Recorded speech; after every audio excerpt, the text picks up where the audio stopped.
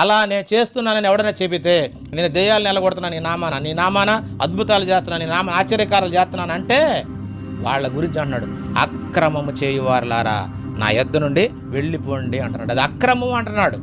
కాబట్టి మనం చేయాల్సింది ఏంటంటే ఇప్పుడు సువార్త మాత్రమే. ఇలాంటి అద్భుతాలు చేసిన చెప్పినా కూడా అది నమ్మొద్దు. ఎందుకంటే అలాంటి వాళ్ళు వస్తారు, వాళ్ళు చేస్తారు, అవి నమ్మొద్దని కూడా ఈ మత్తయి గారు రాసిన సువార్తలో చెప్పాడు. ఆ మాట కూడా చూద్దాం.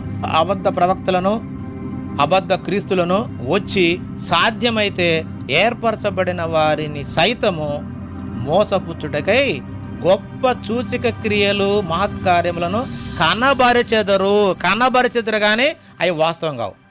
ఇలా రోగం నయమైనట్టుగా కనపడుతుంది కానీ ఇంటికి వెళ్ళిన తర్వాత ఆ రోగం అలాగే ఉంటుంది. రెండో రోజు మళ్ళీ వాడికి ఆ రోగం ఉంటుంది. కనపరుస్తారు, ఏదో ఒక మాయమాటలు చెప్పి వాళ్ళలో వాళ్ళు ముందుగానే ఏర్పాటు చేసుకొని జనం ముందు కనపరుస్తారే తప్ప అది నిజం కాదు.